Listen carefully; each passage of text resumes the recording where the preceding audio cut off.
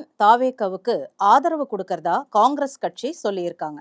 அந்த கட்சி வெளியிட்டிருக்க அறிக்கையில மதவாத சக்திகளுக்கு ஆதரவா செயல்படக்கூடாது அப்படிங்கிற ஒரு நிபந்தனையோட ஆதரவு கொடுக்கறதா தெரிவிச்சிருக்காங்க. ஏப்ரல் 23 அன்னைக்கு நடந்து முடிஞ்ச சட்டப்பேரவை தேர்தல்ல தனிப்பெரும் கட்சியா தாவேக உருவெடுத்திருக்கு. அந்த கட்சி 108 இடங்கள்ல வெற்றி பெற்றிருக்கு. இருந்தாலும் 2 தொகுதிகள்ல வெற்றி பெற்றிருக்கும் விஜய் அதுல ஏதாவது ஒரு தொகுதியை ராஜினாமா செய்ய வேண்டிய கட்டாயம் இருக்கு. எனவே தாவேகாவின் பலம் 107 குறையும். சட்டப்பேரவையில பெரும்பான்மையை நிரூபிக்கணும்னா 118 எம்எல்ஏக்களுடைய ஆதரவு தேவை.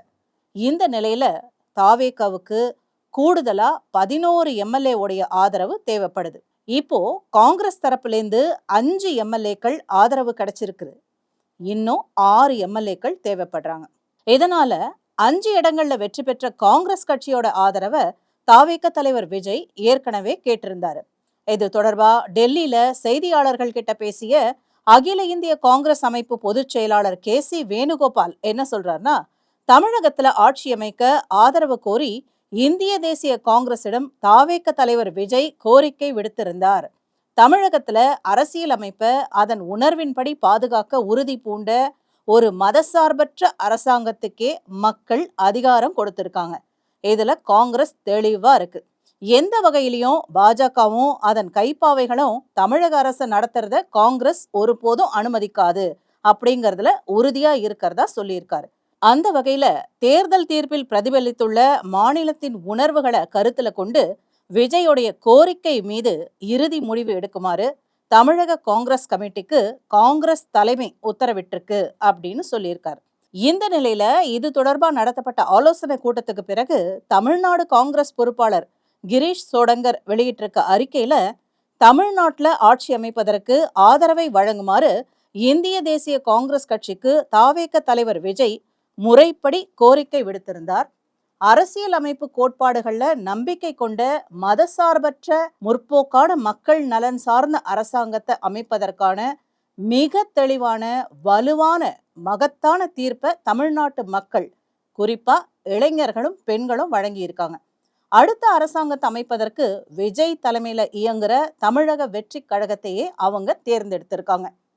இந்திய தேசிய காங்கிரஸ் கட்சி இந்தியால மதசார்பற்ற முற்போக்கான மக்கள் நலன் சார்ந்த அரசியலின் அடித்தளமாக திகழுது.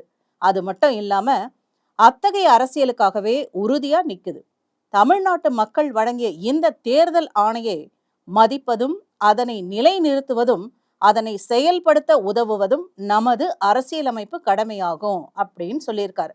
அதற்கிணங்க தமிழக காங்கிரஸ் கமிட்டியும் காங்கிரஸ் சட்டமன்ற கட்சியும் தமிழக வெற்றி கழகம் ஆட்சி அமைப்பதற்கு அவங்களுடைய முழு ஆதரவு வழங்குறதா முடிவெடுத்திருக்காங்க. இந்திய அரசியல் அமைப்பின் மீது நம்பிக்கையே இல்லாத எந்த ஒரு வகுப்புவாத சக்தியையும் இந்த கூட்டணியில சேர்க்காம தமிழக வெற்றி கழகம் விலக்கி வைப்பதை அடிப்படையாக கொண்டே எங்களது ஆதரவு வழங்கப்படும் அப்படின்னும் சொல்லியிருக்காங்க காங்கிரஸ். தமிழக வெற்றி கழகத்துக்கும் தமிழக காங்கிரஸுக்கும் இடையிலான இந்த கூட்டணி இனி வர பல ஆண்டுகளுக்கு தந்தை பெரியாரின் சமூக நீதி கொள்கைகள், BR அம்பேத்கரின் அரசியலமைப்பு கொள்கைகள் மீது உறுதியான பற்று உறுதியோடு செயல்பட்டு பெருந்தலைவர் காமராஜரின் பொற்காலத்தை தமிழ்நாட்டில் மீண்டும் கொண்டு வர பாடுபடுவோம் அப்படின்னு சொல்லியிருக்காங்க. இரு கட்சிகளுக்கும் இடையிலான பரஸ்பர மரியாதை, உரிய பங்களிப்பு மற்றும் பொறுப்புகள் ஆகியவற்றின் அடிப்படையில் அமைந்த இந்த கூட்டணி தற்போதைய அரசாங்கத்தை அமைப்பதற்கு மட்டும் இல்லாம எதிர்காலத்தில் நடைபெற உள்ள உள்ளாட்சி அமைப்புகள், மக்களவை மற்றும் மாநிலங்களவை தேர்தலுக்கும் பொருந்தும் அப்படின்னு சொல்லியிருக்காங்க.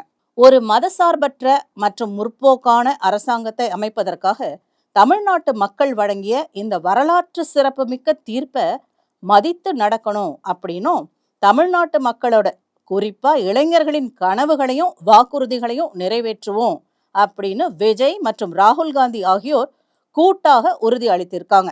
இந்த நிலைமையில தாவேகாவுக்கு ஆதரவு அளிப்பது அப்படின்னு காங்கிரஸ் எடுத்த இந்த முடிவு திமுகவுடைய முதுகுல குத்துற செயல் அப்படின்னு அந்த கட்சியோடைய செய்தி தொடர்பாளர் சரவணன் அண்ணாதுரை விமர்சித்திருக்கார். தாவேகாவுக்கு ஆதரவு கொடுக்கணும் அப்படிங்கிற காங்கிரஸ் உடைய இந்த நிலைப்பாடு மிகவும் குறுகிய பார்வை கொண்டது அப்படின்னு சொல்லியிருக்காரு. 2029, அதாவது 3 ஆண்டுகளுக்கு பிறகு நாடாளுமன்ற தேர்தல் நெருங்கி கொண்டிருக்கு. இந்த தேர்தல்ல பாஜகவை ஆட்சியிலிருந்து அகற்றிட முடியும் அப்படின்னு அவங்க நம்பிக்கையா இருந்ததாகவும், ஆனா காங்கிரஸ் இப்போ எடுத்திருக்க இந்த முடிவு காரணமா அவங்க ஒரு நிலையற்ற கூட்டணி கட்சியாக மாறிட்டாங்க அப்படின்னும் சொல்லப்படுது. காங்கிரஸ் கட்சியை நம்ப முடியாது என்ற ஒரு கருத்து நாடு முழுவதும் பரவி இருக்கு. தேர்தல் முடிவுகள் வெளியாகி ஒரு நாள் தான் ஆகிறது. திமுக, அதிமுக முன்வைக்கும் அதே அரசியல் கருத்துக்களை தான், கொள்கைகளை தான் தாவேகாவும் முன்வைக்குது. எம்ஜிஆர், கருணாநிதி என்ன அரசியலை பேசினாங்களோ அதே அரசியலை தான் விஜயும் பேசுறாரு. எங்களை பொறுத்த வரைக்கும் இந்த மண் பாஜகவுக்கு எதிரான மண், ஆர்எஸ்எஸ் அமைப்புக்கு எதிரான மண், இந்த மண் வெறுப்பு அரசியலுக்கு எதிரான மண் அப்படிங்கிறதுல நாங்க தெளிவா இருக்கோம் அப்படின்னும் சொல்லியிருக்கார். எங்களை பொறுத்த வரைக்கும் காங்கிரஸ் கட்சியோட நிலைப்பாடு என்ன என்பது குறித்த அரசியல் விவகார குழு முடிவெடுத்திருக்கு. அந்த முடிவை கிரீஷ் சோடங்கர் அறிவிப்பார் அப்படின்னு சொல்லியிருக்கு. இந்த நிலையில இன்னும் சற்று நேரத்துல ஆளுநரை சந்திச்சு விஜய் கடிதம் கொடுப்பார் அப்படின்னு சொல்லப்படுது. விரைவில் நாம ஆட்சி அமைக்க அவர் கொடுக்க போறிய அந்த கடிதத்துக்காகவும் எதிர்பார்த்து காத்திருக்கலாம்.